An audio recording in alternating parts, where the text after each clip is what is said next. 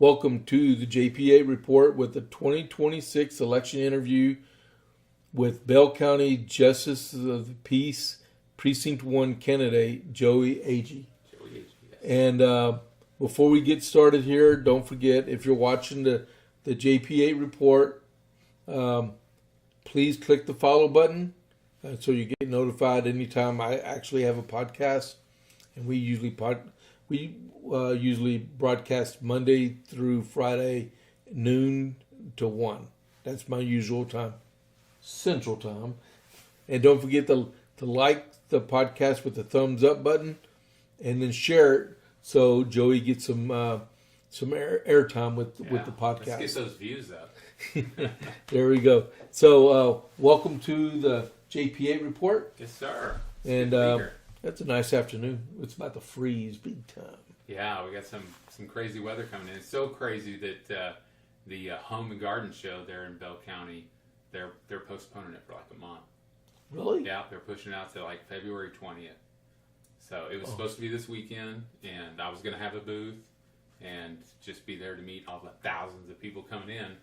Now they're pushing it to where early voting's already started, so I planned on being at the polls the best I could. So I don't know. We'll see how it goes. Yeah. Well, tell us a little bit about Joey.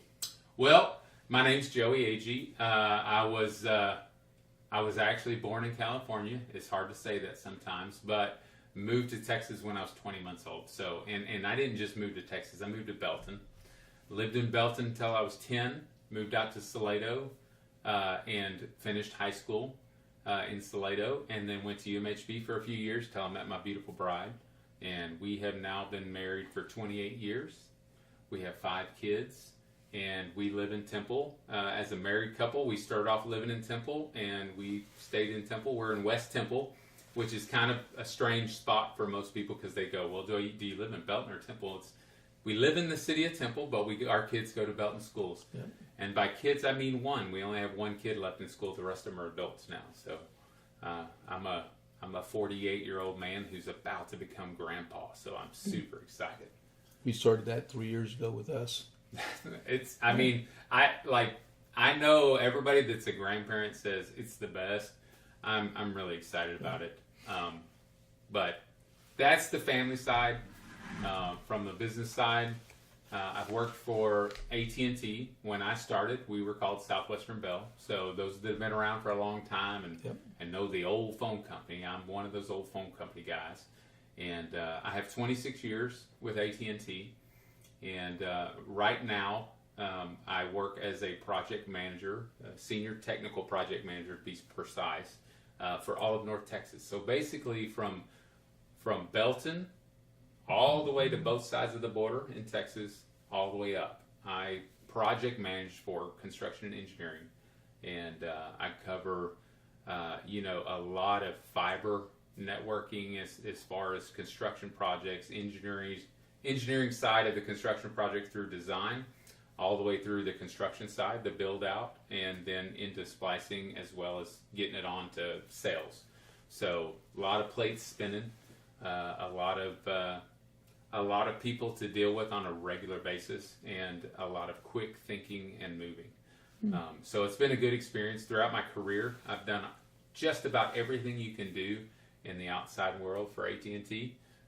From being a locator, splicer, to a lineman, to a repairman, an installer, and then I went into management and managed installation repair for all of Waco and the surrounding areas. So hundreds of thousands of customers were all under my purview, 19 technicians at one time. So when it comes to running staff, I've done that as well. And beyond AT&T, in about 2001, I started my first band, which was a Christian band, and back then, not many churches knew what contemporary Christian music was. And so my passion and my mission was to introduce churches to contemporary Christian music and teach them what it meant to have a contemporary worship. Now, as you look through Bell County, contemporary worship's everywhere, and I'd like to think I was a big part of that. Those that have been around a while may remember the band Cross-Eyed. We were pretty popular in the early 2000s in this area, and we hit it hard. So I've done music for a long time. I've led worship for church in a few different churches over the years, and right now I have an 80s band. So I stepped away from the church just to take a break for a little bit. I think most people that are super involved in church understand you feed, and sometimes you just got to take a step back for your family, get fed, get spiritually growing again, and so that's the mode I'm in now. And in the meantime, because I know God gave me a gift, I like to use it. I have an 80s band called Members Only. So the Members Only band came out and played for my meet and greet that we had the other night at Bold Republic, and it was attended really well. So the big piece of my life, the thing that I typically lead with and end with is Jesus. The reality is I'm a believer in Jesus Christ. I'm not just a Christian. I am I'm a Bible thumping Christian. I'm a walk with Jesus every day, have a personal relationship Christian. And I think it's important to designate the difference, because some people are Christians, and I get it. You are where you are. I'm one that I choose every day to become closer and choose the path that God's leading me down. And this is that path. So that's why I end up talking about Jesus most of the time while I'm talking to people. But the reality is, it's more important to me that you hear that name, Jesus Christ, than you hear Joey Agee. Now, that's not very political of me, but I am not a conservative Christian. I'm a Christian conservative. There you go. So I put Jesus first and politics second. Well, who's your favorite band? Of all time, or like right now? I would say I grew up on the Monkees, so I really like the Monkees. My parents listened to 50s and 60s, and we weren't real secular, so I didn't know a lot of music growing up. I just knew what mom and dad listened to. And then by the time I started listening to my own music, it was kind of 90s country by that point. So, the Monkees are up there simply because that's what I grew up on. But my favorite band is probably Casting Crowns. Mine too. And I say that because, one, they're great. But two, I actually got to meet them in person. Well, Mark Hall? Yeah.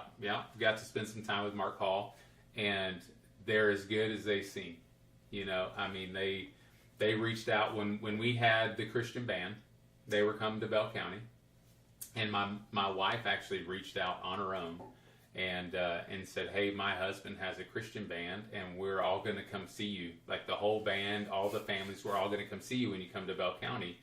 And they actually reached back out and said, we want to make this happen. We don't want you to just come see us. We want to see you. So we're going to give you backstage. We want you to come meet us. That's cool. So, just the coolest, that was one of the coolest things that I've gotten. Not the coolest, but one of the coolest things that I've gotten to do. We've seen them 3 times. Yeah. We've seen them twice at the Expo under Thrive, and the one before Thrive that they were here. And then we saw them at their, we're on camera, but that's all right, at their 20th anniversary orchestra concert they had at Bass Hall down in Austin. Nice. And that was, and we had VIP tickets for that one. And we actually got to talk to them and stuff. It's really cool. It was really cool. It's great when you get to meet people that you look up to and they actually fill the part. So a lot of times, they say don't meet your heroes, and they're not heroes by any means. I've already met my hero, and he lives here. But I don't put people on a pedestal too often, because I know that we're all sinners and we'll all fail. If you put me up there, I'm gonna fail you. But they were every bit as good as I was expecting them to be live, and they were just as nice as could be in person as well. So it was a good trade-off. And another person that I've met in that way, David Crowder. I've kind of known him. Well, I won't say he knows me. I've known him for a while. We've met a few times, and we've talked a few times. Y'all got matching beards? Yeah, exactly. I actually met him before he had the beard. So, but he's a super cool cat, and I know he's been through some stuff in his life. But man, I still pray for that guy, because he's got the coolest voice too. So, Anyways, yeah. Okay, Get so off of the music. that's cool. I can talk that all the time. Get you to relax, and people learn some stuff Yeah, about you. yeah. What specific legal, law enforcement, or administrative experience do you have that best qualifies you to manage a high volume docket, including evictions and small claims? Yeah.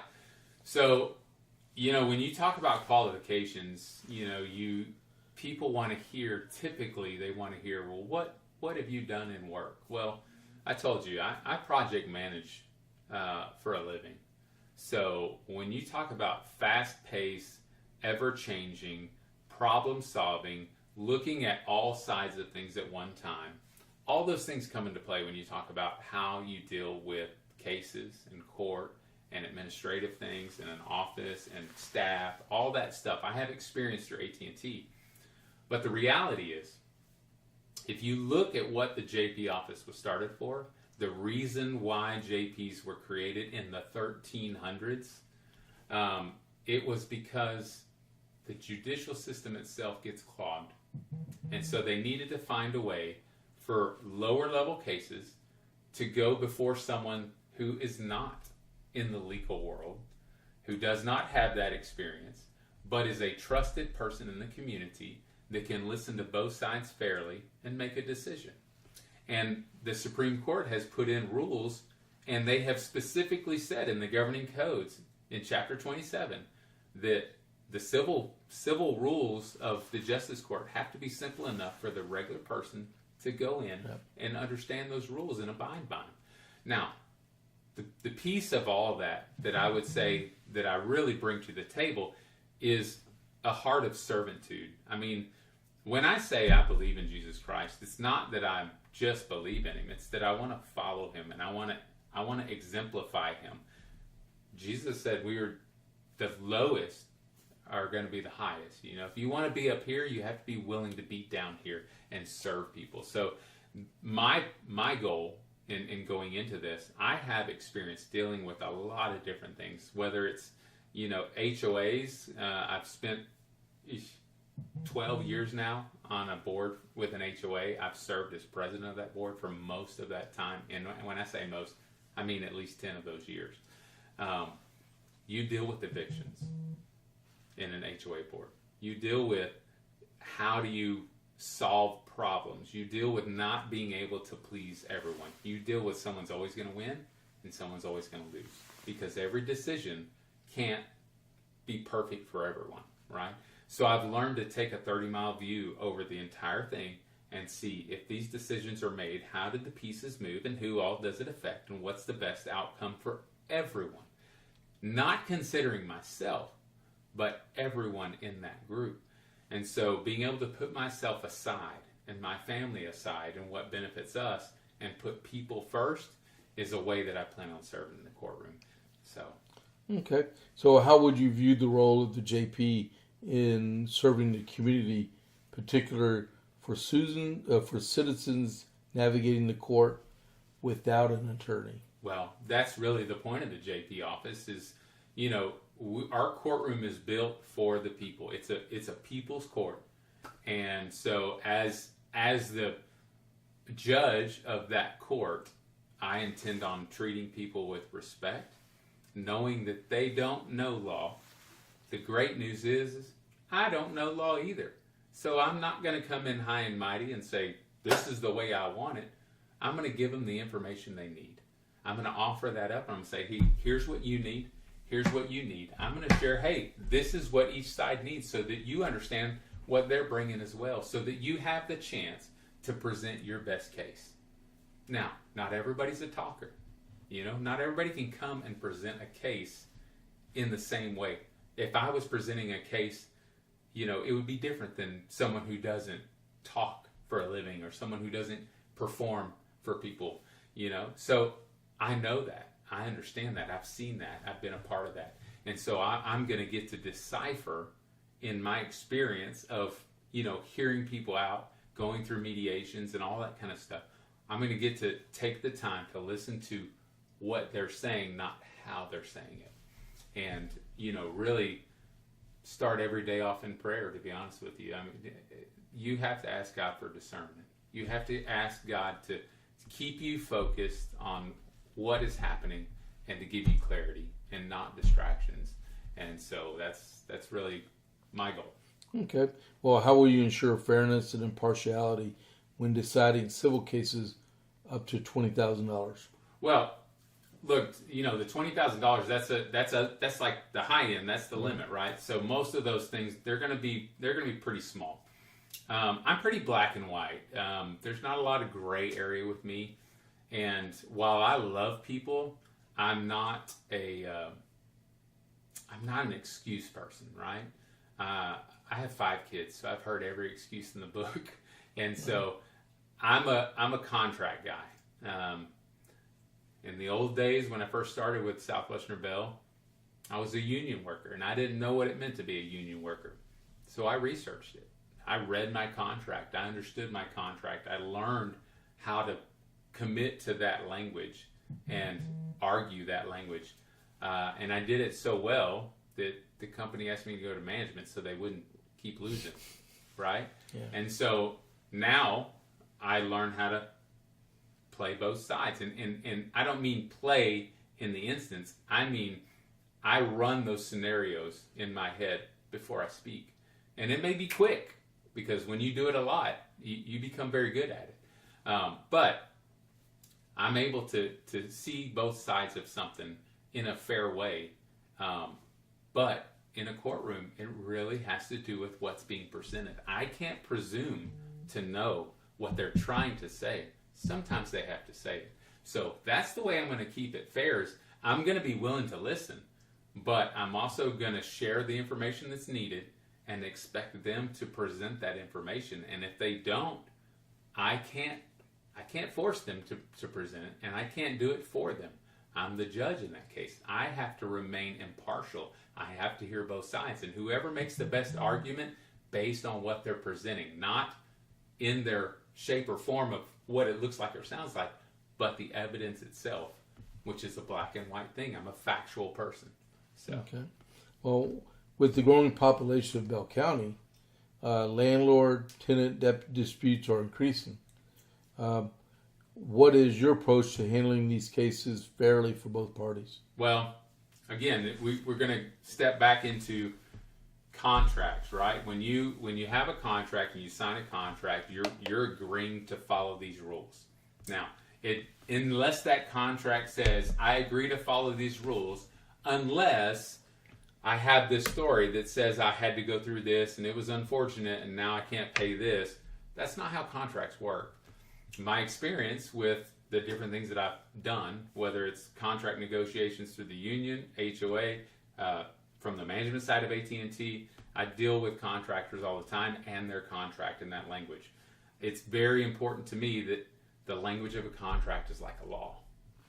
And that's plain and simple, right? It's very hard for me to say, as someone who is running to be a judge, to say that, well, I'm not going to pay as much attention to this contract as having, hearing this story and having feelings towards this person and making something that just makes people feel good. That's not, while I want them to feel good and I want them to be good, a contract is law. That's the way I look at it. So that's the way I'm going to approach it. Now, on a growing effort, right? Because we do see a lot. I mean, the more I talk to people, the more rental properties are out there, the more project management companies are out there. Evictions are a big deal. And I don't mean it's a big deal. There's a lot. You have companies that are going from JP office to JP office because they have properties in all these different areas, and they have to go to these different offices to get all this done, right? My goal for efficiency purposes is to essentially create times of the month, and I want to work with these management companies or whoever, landlords out there, even if they're individual landlords out there, to say, hey, what is kind of a time frame where you guys run into these problems? Where's kind of the best way to look at this? And then maybe we can come up with a day or two where this is eviction week. This is when we're hearing eviction cases. And if you're a company and you have 15 evictions, we're going to hear them all. And that way, all your people that need to show up to court, they're going to have this bulk time frame, which means if someone's late, we can move on to the next one, and they still have a chance. That's how I'm fair to them. Because I'm not saying you're coming in to lose. If you make a good case, if they didn't follow that contract, hey, guess what? You win. Yeah. You know, that's the way I see it. But I want to give everybody the opportunity to show up and plead their case. So my hope is to be able to have, you know, eviction day or eviction week where every month this is when we're going to try and hear all evictions, and we're going to block off time for the big ones where they have 10, 12, 15 cases, whatever. I don't know what that looks like because I'm not in that courtroom yet. So as I get in there, as I assess the docket that is going to be handed down, which, you know, the guy that's in there now is 32 years in. So, you know, I don't know what all's been done, but 32 years of docket, that's a lot to think about, you know. So, and at any time, some of those cases can come right back up. I mean, if a military person gets evicted and they don't, and the court doesn't realize they're in the military, when they get out of the military, they still have 90 days to appeal that, and they can still fight it. That could be 2 years later. Yeah. So those are things that you kind of deal with. But as I get in there, I will quickly assess how it's going, what it's doing. I would say that within the first year, we're going to kind of figure out all the moving pieces and how we can start getting them to all flow the right way in the same way. I can assess the staff that's there and make sure they're on board for what's coming. And then come year 2, then it's going to start pumping. You know, then you're going to feel some real happenings. And hopefully by year 3, it will just be obvious that you have chosen the right person for this job. And wowie wow, can we keep him? You know? So that's the hope. Okay. So what strategies would you implement to handle school truancy cases, balancing legal requirements with the need for student intervention? Yeah. So that's a great question. And to be honest with you, I haven't dealt with a lot of the truancy. I know we have a truancy coordinator. Matter of fact, B, who's running for Justice of the Peace over here in this area somewhere. 4. Yeah, okay. She is like the truancy person right now. And so I would imagine a lot of that goes to her. But what does overflow to my court, you know, I'm going to treat it like everything else. You know, I understand there's always situations out there. Some kids need tough love, and some kids need a hand up. And so I'm, you know, with prayer and with discernment and thought through what's being said and how it's being said and the attitudes that are present, I'm hoping that, you know, raising 5 kids has helped me learn how to deal with the youth that we have today, and that I can make the best decision, you know, for the court, for Bell County, and for that kid. So, well, how do you approach the responsibility of issuing search and arrest warrants and settling bail in criminal cases? Well, you know, so Bell's one of those things where, you know, there's no black and white. This is what, for this charge, this is what you charge. This is what bail should be. So it's a judgmental thing, right? So as I learn, as I read through these different cases and these different, you know, I don't want to say criminals, these people that have been arrested, because until they're charged and you know, found guilty, they're not. Right. But you have to set bail. So I know the process itself. You know, you have a certain amount of time to get that done. And so we, as JPs, sit in to help with the jail. I know the JPs help with Harker Heights. I think they help with Killeen as well. And so these police departments need the JPs to be on point as well. The good news is that is like teamwork is my thing, right? I don't look at this like a politician. Don't tell me what to do. You're not my boss. I'm a politician. I'm the elected official. I want us as a county to see that JPs can work together and learn from each other, because that actually benefits the county.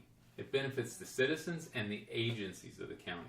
I don't want my sheriff's department, who would be in the same building as me, to feel like they need to go somewhere else to get a warrant unless that's just where they are. Right. You know, I want them to be able to use me. I want to be able to support the agencies that we are there to support, as well as the citizens. So my goal is going to be grow the relationships, grow the understanding, know who I can get help and information from, so that I can make the best decisions. I'm not just going to sign off, rubber stamp things. I'm going to make sure that I understand what needs to be in place, that probable cause is there, that I understand exactly why they're asking for this.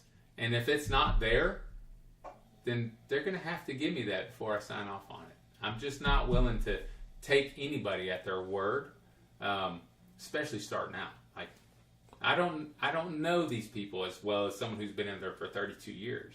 I don't know these people who have served alongside of them for a long time. I trust them because I'm not one that says I don't trust the police or the sheriff's department.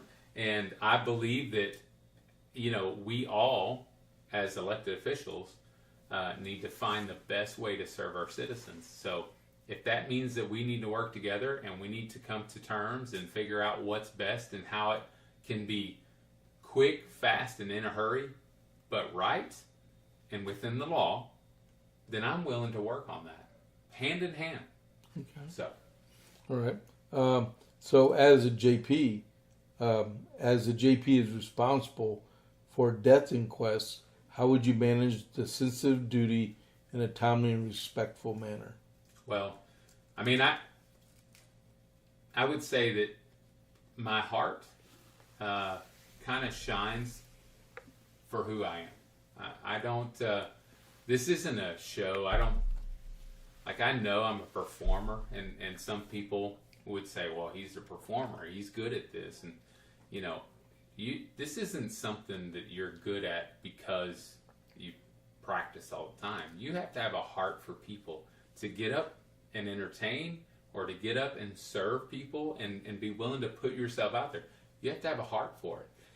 And I do. I have a heart for people, and I understand death. I understand life. I understand eternity. And I am not scared to serve in that manner. I'm not afraid to see active scenes and death. And I'm not afraid to stand with and spend time with family that is getting the worst news that they've ever gotten, that they think is the worst news they've ever gotten. I'm not scared to pray for people. I'm not scared to pray with people. And I think that's something that's important, because not everybody's okay with that. And I understand that. I know how to read a room. But I approach things in a way that says, God's in front of me. I'm following him. And when he calls me to pray for somebody, whether it's out loud or in my heart, I'm going to do it, because that's what he's called me to do. So I'm going to approach every single time that I get called out and I'm headed to that scene and they're waiting on the judge to show up. I'm going to be praying that whole way. And I'm going to be preparing my heart to deal with whatever comes. And I'm going to pay attention to what our law enforcement is saying is going on, what evidence is there. If a death inquest needs to happen, if an autopsy needs to happen, I'm not going to be afraid to do that. And I'm a stickler for paperwork, right? So when it comes time to finishing the job, we got to get the death certificate done. We got to file the paperwork. That goes without saying. I mean, as a project manager, efficiency is key, and all of that from start to finish has to happen in a time frame. So many rules, laws, time frames, whether it's court, deaths, anything like that. There's these particular timelines that you have to fall into, and that has to become part of the routine. You can't forget, we have this amount of time to get this done, or we have to wait this amount of time before we can close something out, because it can be appealed, or it can, whatever the case may be. So there's scheduling is important when you think about what's involved and how to finish something. So schedule is going to be a big thing as well. All right. So how do you plan to reduce the backlog and ensure swift, efficient justice in your precinct? Well, I think for the most part, I've said it, right? I'm a go-getter. When I take on a project, and by no means me getting elected is a project to me, but when I take on something new in my life, I take it on wholeheartedly, and I take it on to the full extent of who I am. So I'm going to dive deep. I'm going to understand. I'm going to learn. On the job learning is really where I thrive. I'll go through the book work, and I just so you know, there's desk books, right? That can be downloaded from the JP training website. And so I've gone through about half of the desk books, almost all the way through. You start getting into all these different laws, and it's a lot, believe it or not, it's a lot of the same stuff in the sense that it's different things, but when it comes to the law, it ends up being the same. So you're reading a lot of the same stuff, and you get this routine, this pattern of, oh, all right, I've read this before, it applies to this too. So learning it will be, that curve. You got to learn it. You got to work through the troubles of, I'm not sure every aspect of it, but also relationships. You have to build relationships with other judges, whether it's JP judges or district judges or whoever, right? There are experts out there. There are people that I will have to rely on in certain instances where I'm like, hey, I'm not sure about this one. My clerk's not sure about this one. What can you tell me? Help me understand what I'm missing here. And so I'm, in the process of already building those relationships. And, we have some really cool, great people that are judges in our county. Like, I already knew some of them. I got to meet a lot of them because my 80s band played their Christmas party. The state boards, the board of, oh gosh, what are they called?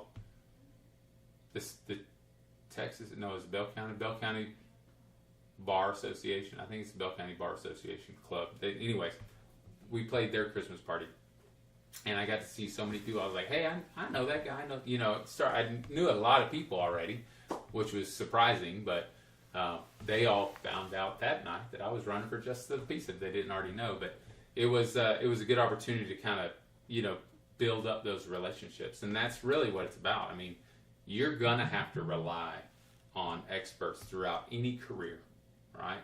And so this is one of those ones where there's going to be times where you don't know everything, and you're going to have to ask for help. I'm okay doing that, and so that's being open to knowing that you don't know everything and that you're not above everything. It's okay.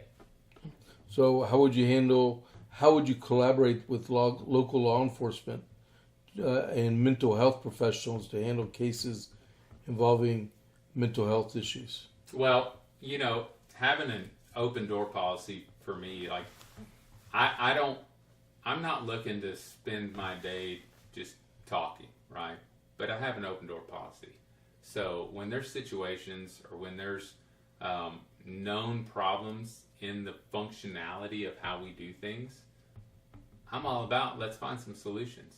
So I want to work through. I want to brainstorm. I want to hear the problems and hear possible solutions and see how those things can work together and how they would make them better.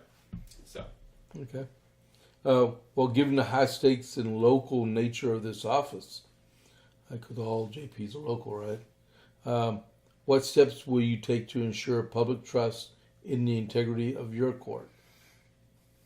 Well, I think transparency is one of those easy words to throw out, but it's something that kind of fades away real quick.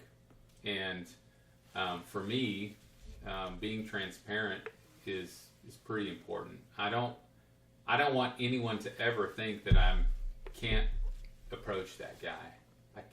I don't want him to say, oh, well, he's a judge, so he's too smart for me to talk to or anything like that. It's just, that's silly. I don't want to be put on a pedestal.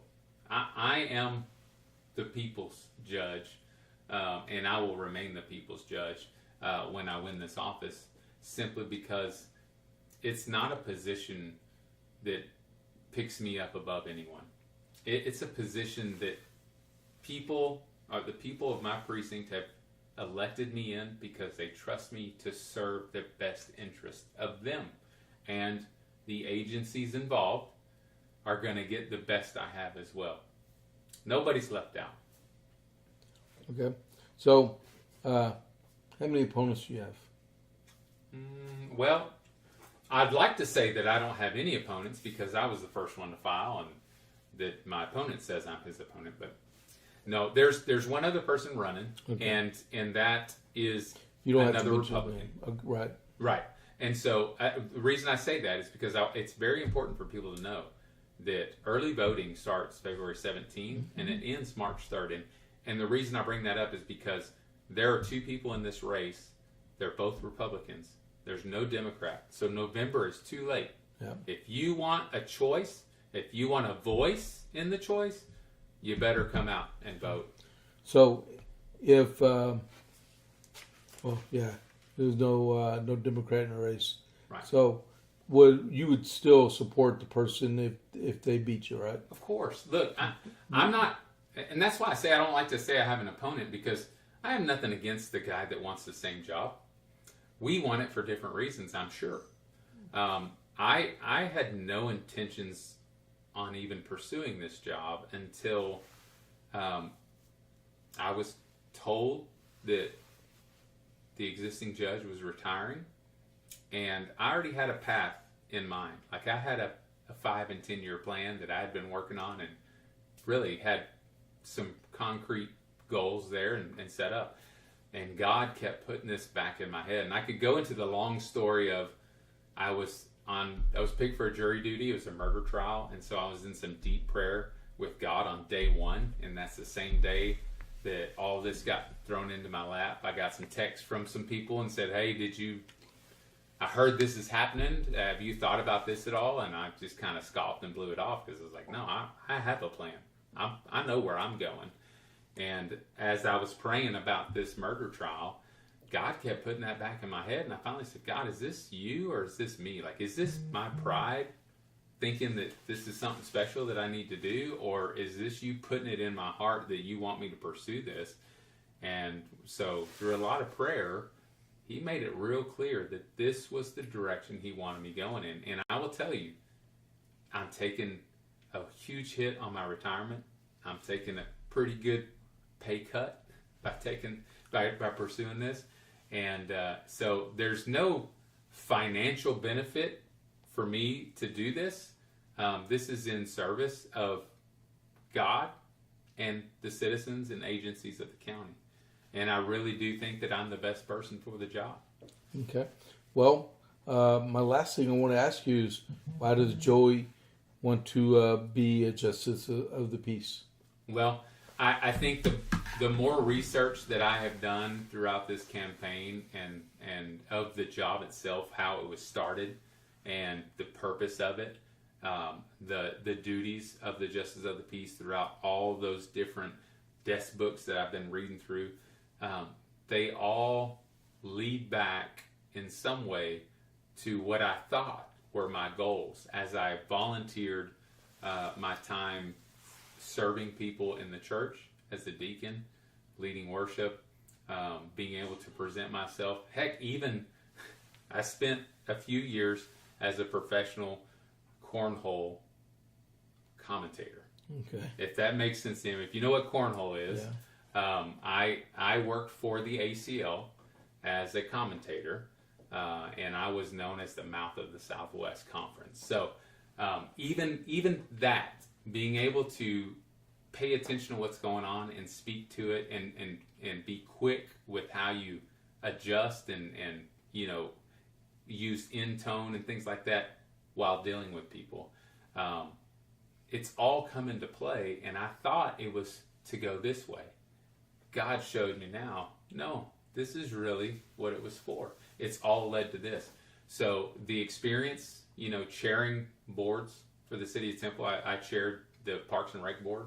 As a matter of fact, when I stepped down from that, they gave me a nice plaque that was saying thank you for, doing what I did. And I don't know. I was on that board for like 9 years and never saw him do that for anyone else. So I really do appreciate that. You know, it says something. I chair the Development Standards Board, Advisory Board for the City of Temple. Now, that is the board that decides how construction is going to be done for all things like road building, sidewalks, from sewers to, all that stuff, right? So I chair that board. I am a commissioner on the P&Z Commission for the City of Temple now, and it sounds like, oh, you do everything for the city. Well, I live in the City of Temple, so it is. That's where I've served so far. If I lived in Belton, then I would serve Belton there. If I lived in Moffett, I would do what I could for Moffett. So it's a matter of where I am is where I choose to serve, and whether it's through the church or through the city or now through the county, that is truly my goal, is to show people that good, godly people can get into politics and not be a politician and still maintain their faith and their sense of service and not get puffed up with the title. So how many of those positions would you have to resign from? I actually, due to this being a judicial seat and an elected official, I would drop all three of the boards that I'm on right now, and they're well aware. Yeah. My company is well aware that I'm running for this, and as far as church goes, I've already stepped back from leading worship at church, and the band already knows that when it comes to being a JP, there's going to be times where I'm on duty. The good news is I've already talked to some of the JPs and said, okay, so here's what we're looking at. When I win, if I win, there's going to be times where if I have something come up and I got to be out of town, how does the coverage work? How does that work? Do we work together with that? And some have already said, man, I'll bend over backwards. You help me, I help you. That's a good way to treat it, because I'm a team player. And I believe that as JPs, our weakest link is kind of sets us, to where we are. We need to be able to, bring it up. And I know in the political world, typically politicians, they stay in their realm and they don't necessarily work together to better. They worry about, getting reelected, I guess. I'm not worried about that. If I do the job right, I don't need to worry about getting reelected. It'll happen. If I do the job wrong, I don't deserve to be reelected. And that's the way I see it. So my goal is to serve the best I can the people and the agencies of Bell County. Well, there you got it. Joey Agee running for JP. Precinct 1. Precinct 1. Early voting. February 17th. Last day to vote, March 3rd. That's your only opportunity to vote for Justice of the Peace Precinct 1, because there's no Democrat. So Joey Agee, Justice of the Peace. So thank you for joining in to the JP8 Report. Don't forget to click that follow button and the like button and the share button. Help Joey out. That's right. All right. And I hope everybody has a great day. Join me tomorrow at 12 o'clock. I'll see you later. This is James Pierce with the JP8 Report. I'll catch you on the flip side. I'm out.